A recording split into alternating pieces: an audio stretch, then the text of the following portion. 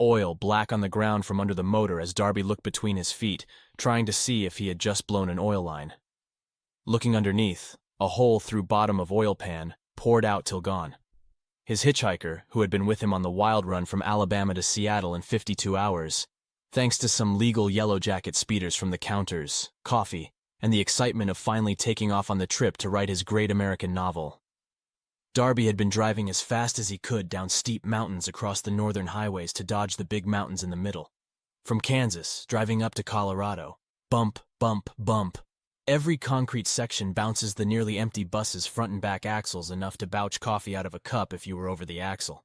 Darby was, but he was also determined to make his last VA check for $460 last for fuel, food, and a passage to a dream of perhaps seeing his dad, and having him help build out his dream home inside of a school.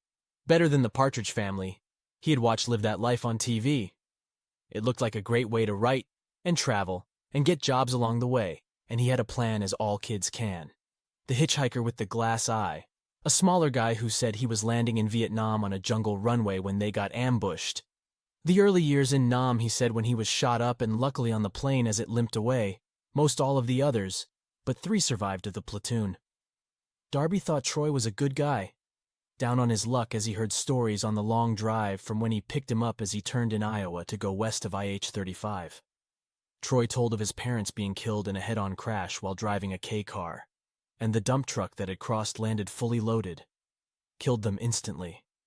His glass eye Darby had to try not to stare at, would occasionally get a bit goopy. He could take it out and clean it. Yikes, Darby was not anxious to see. But over the weeks he knew him. He did. Memorable, to say the least. When the motor blew out, the holes in the pan evidence that, though Darby was just letting the back pressure act as a brake. He should not have done that, as the rods, as he was told to much later, were loose from the long trip, and that was too much. Unfortunately, he had no insurance, aka, and only $1.15 left due to the high cost of gas. $3 a gallon. They tapped all the money he had. He had just made it over the last mountain into Issaquah, where he could see Seattle in the distance. They decided to pull out his 750 Kawasaki in the back of the bus, up inside, and no small feat that caused them to break off the handle for the clutch to shift, and it could not be fixed nor driven without a solution. That turned out to be a trusty vice grip. They locked up the bus, mounted their stead, and drove to the first convenience store and gas station a couple of miles down at the next exit. Nothing but one store, too. No one around as they walked up to the store. Broke as he was, Darby had to buy a newspaper to see if there were any jobs. The news was not good. October 1981, Boeing lays off 15,000 people. The headlines portended a devastating time ahead. Darby saw he had no chance for a quick job, challenged by no money but a Montgomery Ward's credit card. Exxon and Shell still loved him enough to help. When in trouble, get creative. They went to the car rental place and used the car for Darby to rent a Fairmont station wagon. Then went off with the motorcycle, one-eyed Troy driving the car, a bit wobbly at that, and up the mountain after finding a spot to roll the bus to and park while they figured out their next plan. Amazed and happy, the car rental place took Montgomery Ward's credit cards. It was a good day. Darby soon learned he had no brakes as he lifted his foot from the pedal and watched 5 pounds escape each time until he was near the bottom, just enough to stop at the exit just past the intersection on the right. After an hour of searching, they found a section of chain to attach the car bumper to the bus bumper so as to pull the bus to a better spot, perhaps the second exit still ahead if they got back on the interstate to tow it there. Why not? Darby was not sure how many more pushes he had, but he figured that the emergency brake could work. The air pressure was about down to 25 pounds, the gauge said. 4 stops. Plenty, he thought. Troy was in the new station wagon, and the chain taught no cars coming. He hit the gas, and the bus was slow to move but did, just as a car came around the bend, and Troy hit the brake. Darby hit the brake too, but nothing happened until he hit the back of the Fairmont with a big crashing sound that pushed the car a couple of feet forward. The passing car looked at them but went on. Darby and Troy jumped out to find the pieces of taillights on the ground, which they gathered up, but the bumper was bent down on one side about 4 inches. Still hooked up, though.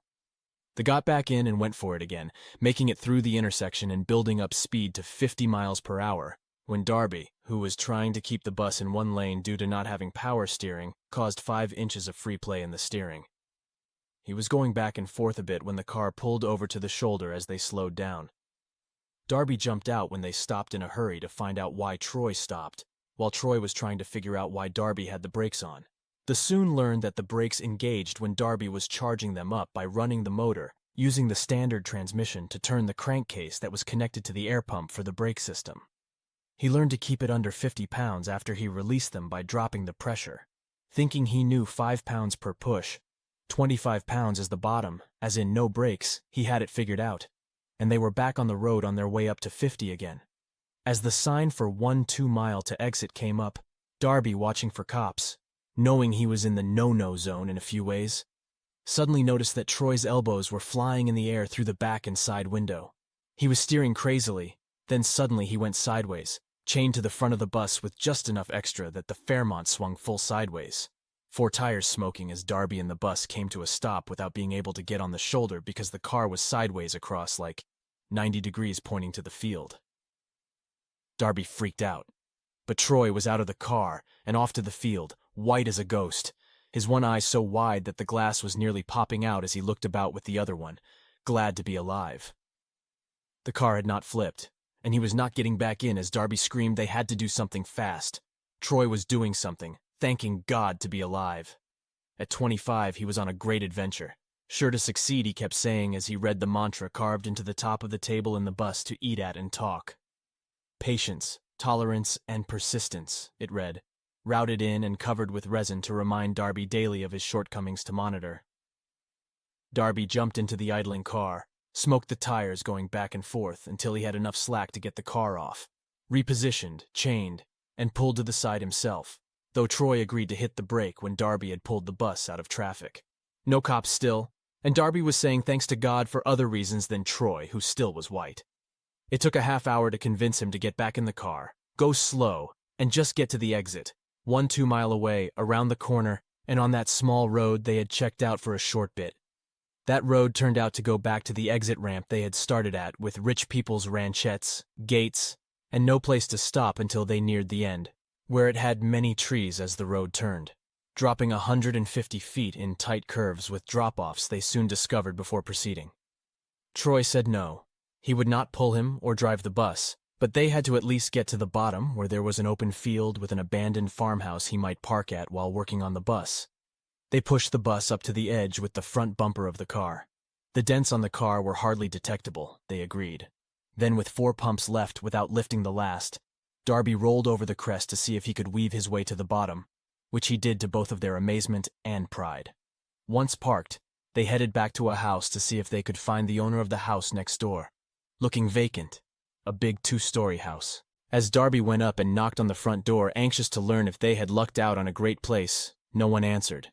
After several tries, Darby went to the back of the house, thinking he would knock there instead, Troy with one eye standing back a bit, but then followed past the front until Darby rounded the back, and the Doberman's head with glaring teeth suddenly jumped up out of sleep and grew, looked up at Darby as his teeth shined inches away from Darby's crotch.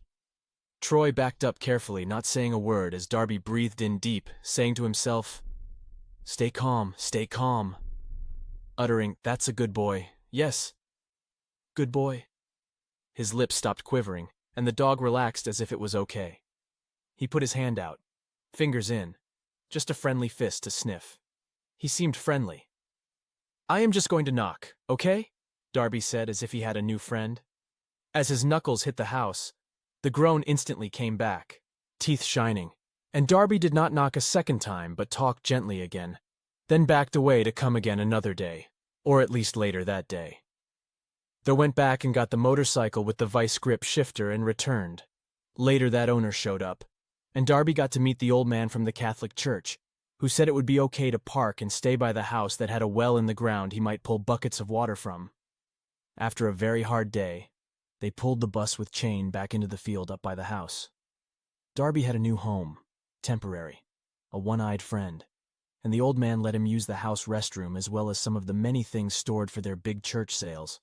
Donations from the members who Darby could see must have money to give such nice stuff away. As they went back, the end of the day, near 6 o'clock, the question was how to return the car and get the $10 deposit back for damage. The attendant was alone, and they pulled up behind the building instead of in front where the attendant would see the car right away. After going in to talk, hearing of his desire for beer or six, Darby and Troy said they would run to the store where they had left some of the pieces of tail lights as part of their story about how someone hit the car while they were shopping. They revised the plan so that they could take the beer to him and leave the car in back with plastic on the ground to make it look like it happened after they returned it. When they went in, the attendant was so happy to get the beer he opened the register, handed them a $10 bill, 2/3 RDs of Darby's life savings, and let them mount their sturdy Kawasaki and drive off. They did check, and he got fired the next day. They felt bad, but the new adventure had begun. Finally, it was a good day again. A place to sleep, a chance to fix life's new challenge, and a friend to share it with. What could go wrong? With help, we will complete finding the story in the journals, bring it to print, and send you a first edition when it comes out one day, in a future that we can be proud to say this story is a part of a quantum story that your entanglement, sharing, and knowing is sincere. Miracles could happen like in this fantasy.